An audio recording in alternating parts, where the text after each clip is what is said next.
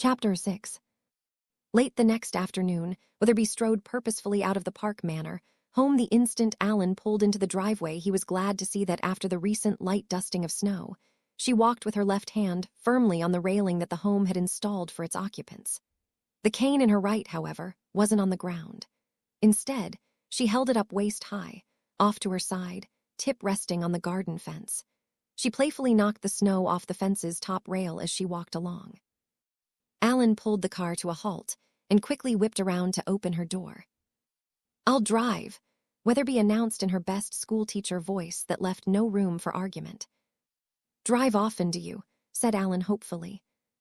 "Haven't been behind a wheel in years," said Weatherby. "License," croaked Alan. "With my eyes. You gotta be kidding. They lifted my license years ago." Alan began to mumble something about insurance as Weatherby climbed into the passenger seat.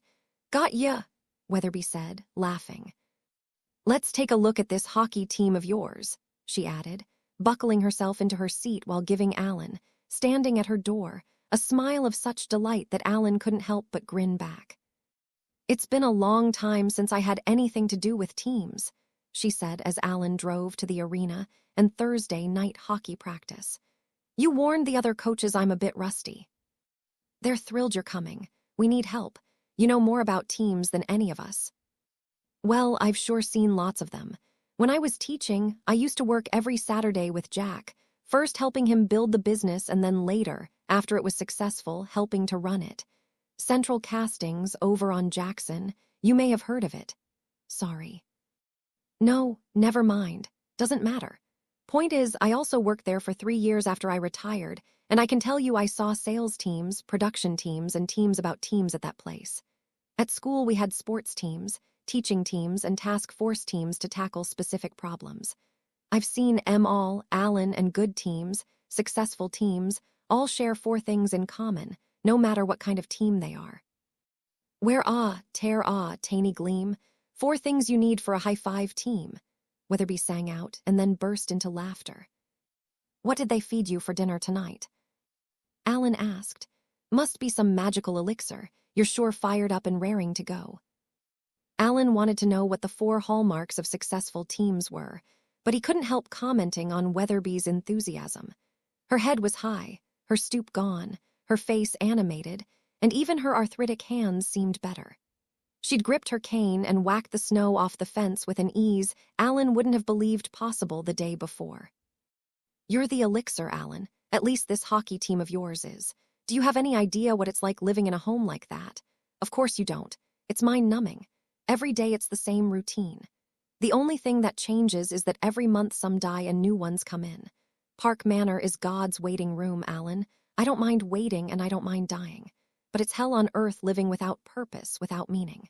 You begin to think you haven't anything to give. When you've spent your life giving to others, helping others, and somebody comes along and says he needs your help, that's the greatest gift of all." "I got involved for the same reason," said Alan.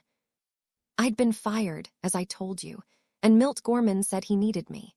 It wouldn't have mattered if it was hockey or installing new showers in the locker room." "That's one of the 4 keys to a successful team," said Weatherby seriously. "Locker room showers," joked Alan. "No, nice but not necessary. Listen up. Here it is.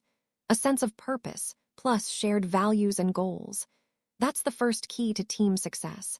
If you don't have some good reason for being together that is important enough to get people fired up, as well as sharing values and goals, then you haven't a hope of ever having a great team. But you already know that.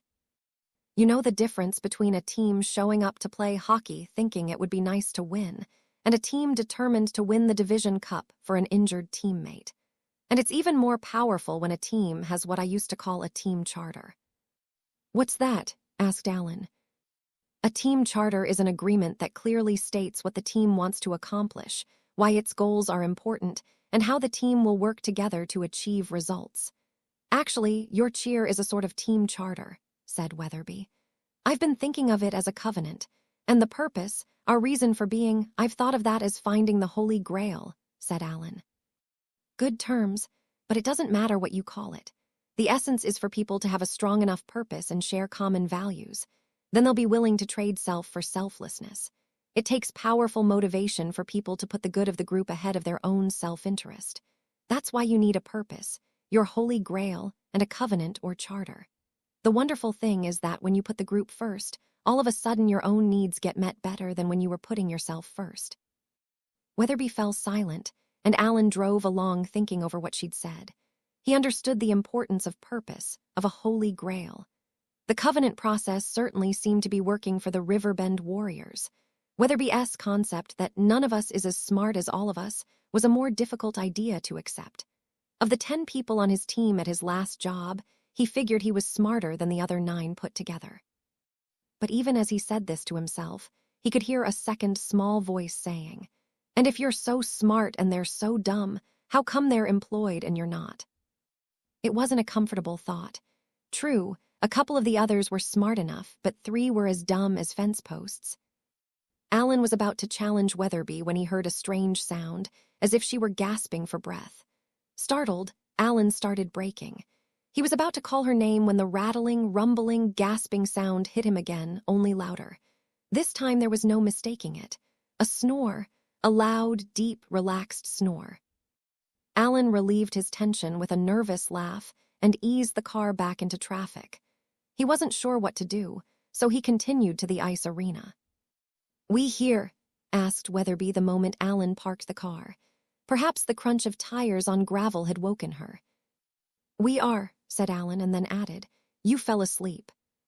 "Always do in a car," said Weatherby with total unconcern as she opened her door. "That's another good reason not to let me drive. Now let's go see this hockey team."